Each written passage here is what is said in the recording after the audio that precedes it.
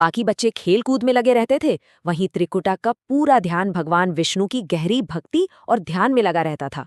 उनकी इसी अपार श्रद्धा और उस अलौकिक दिव्यता को देखकर ही आसपास के लोग उन्हें वैष्णवी पुकारने लगे। अध्याय 2 श्री राम से भेंट और प्रतिज्ञा, भगवान राम और त्रिकुटा का मार्ग। जब भगवान श्री राम अपने भाई लक्ष्मण के साथ माता सीता की खोज में दक्षिण भारत के जंगलों से गुजर रहे थे, तो वैष्णवी ने उन्हें तुरंत पहचान लिया।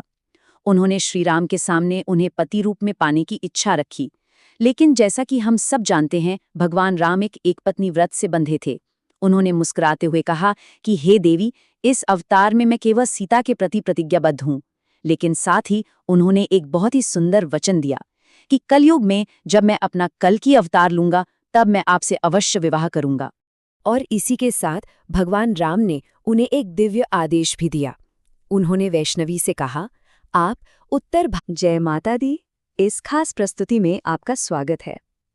आज हम बात करने वाले हैं श्री माता वैष्णो देवी की उस अत्यंत पावन और ऐतिहासिक कथा की, जिसे आप सबने कहीं न कहीं सुना जरूर होगा।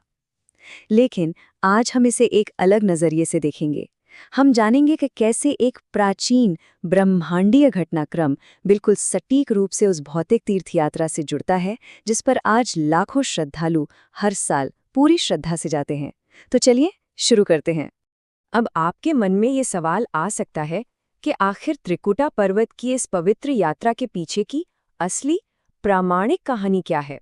मतलब ऐसा क्या हुआ था जिसने इन पवित्र स्थलों का निर्माण किया जिन्हें हम आज देखते हैं। आइए इस अद्भुत कथा की गहराई में उतरते हैं। अध्याय 1 दिव्य कन्या का प्राकट्य, अराजकता के विरुद्ध एक ब्रह्मांडीय प्रतिक्रिया। कहानी की शुरुआत होती है त्रेता युग से। जरा कल्पना कीजिए, उस समय धरती पर क्रूर राक्षसों जैसे महिषासुर का आतंक इतना बढ़ गया था कि त्राही त्राही मची हुई थी।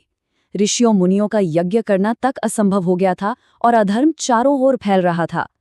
तब धर्म की रक्षा के लिए तीनों महाशक्तियां यानी माता पार्वती, माता लक्ष्मी और माता सरस्वती एक साथ आईं। उन्होंने अपनी सामूहिक दिव्य ऊर्जा को मिलाया और जानते हैं क्या हुआ? एक अत्यंत तेजस्वी कन्या का प्राकट्य हुआ।